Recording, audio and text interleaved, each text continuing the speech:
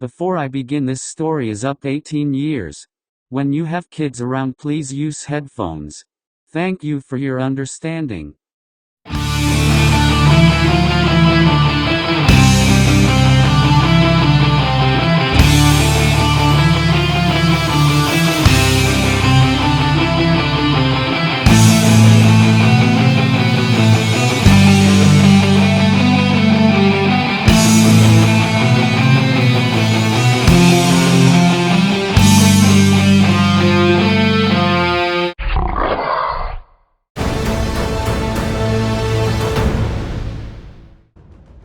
Visitors of the Dark Sky. Jenny is at the psychiatrist who hypnotized her. She constantly has nightmares and wakes up standing in her yard. He turns on his recorder. "Okay, Jenny. Remember, how did it all start?" asks the psychiatrist. "Me and my husband have always wanted to own a farm. Last summer we were lucky. It was a unique offer. A farm fantastically far away from the city, right on the edge of the forest." Jenny began to talk, and after a short break she continued. "A large farm with stables for cows, chickens and horses. When we moved in, the farmhouse was already fully furnished. My husband organized the farm animals.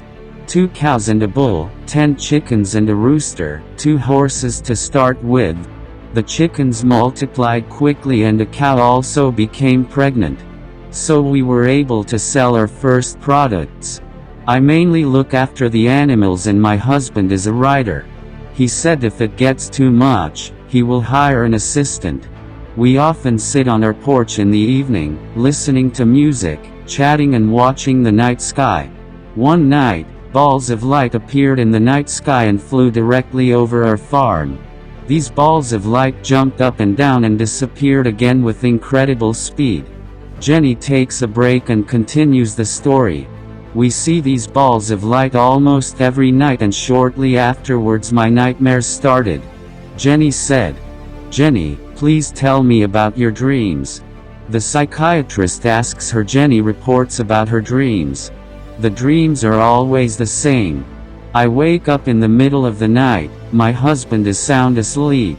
At my bedside are these 3 creatures whose eyes are large and black like insects and whose heads are oversized in comparison to their narrow bodies. Our German Shepherd doesn't bark, he sits next to the creatures and happily wags his tail. The house has cameras and an alarm system, but, strangely enough, they are always disabled when they visit me. I tried turning on the light once, but it didn't work either. Finally, without will, I get up and follow the creatures out into the yard. This saucer-like spaceship floats there. I and these beings are drawn in through a light lock. From the inside the spaceship is transparent, from the outside it has a shine similar to gold and silver. I see us take off and the spacecraft stops in the upper hemisphere. I can see the Earth. It's a beautiful sight." Jenny stops and then continues. "Then take me to a room where these beings will examine me. I had my blood drawn and then had a tube inserted into my mouth. A needle was inserted into my upper arm, and every time these creatures are finished I am shown a film showing how our sun suddenly explodes unexpectedly and all the planets are shattered. Then an alien planet is shown where people are building new settlements. The sky is purple and the clouds are red. The plants and animals are very strange, but there are dogs and cats there. When the film ends, my vision goes black and I wake up standing in the yard. But I can only vaguely remember details of the dream. I have this dream very often." The psychiatrist says so. "Jenny, I will now count to 10 and then you will wake up from your hypnosis." The psychiatrist counts to 10 and Jenny wakes up. He plays the audio recording for her and explains to her that such dreams often happen to other people too. A sleep disorder is pronounced due to a lot of fantasy or traumatic films.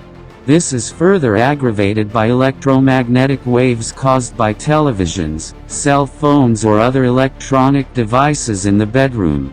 He advises her to remove all of these devices and to meditate for half an hour just before going to sleep. Jenny does what the doctor advises her, and these dreams actually become less frequent. 2 years pass, it's after midnight and Jenny wakes up. These beings are standing at her bed again. Without any will of her own, she gets up and follows the creatures. Her dog also follows the creatures for no reason. Everyone enters the spaceship and it disappears into the night sky.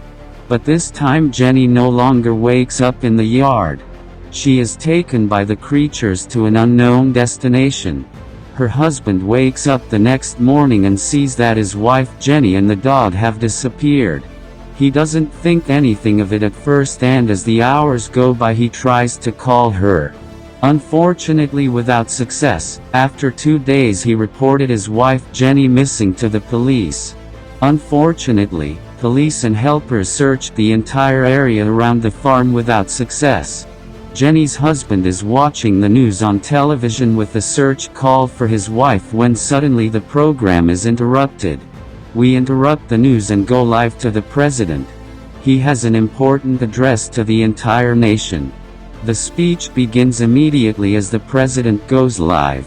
Dear citizens, we are a great nation, world power and economic power. We have achieved a lot and overcome crises, so I unfortunately have to say that everything is temporary.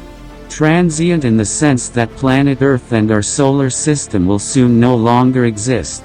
Researchers have discovered that the sun fluctuates in volume and is shrinking more and more. This means that we are on the verge of a supernova. Supernova means that the total weight of the sun is squeezed into a small area until the critical point is reached and all matter implodes. Everything on the surrounding planets burns immediately and the blast wave atomizes everything.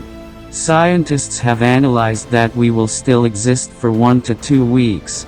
There is no possibility of escape from our technical means. My final order is stop working. All goods are available free of charge. Let us enjoy the remaining days of our existence and then rest in peace. I wish all the inhabitants of the earth a peaceful passing.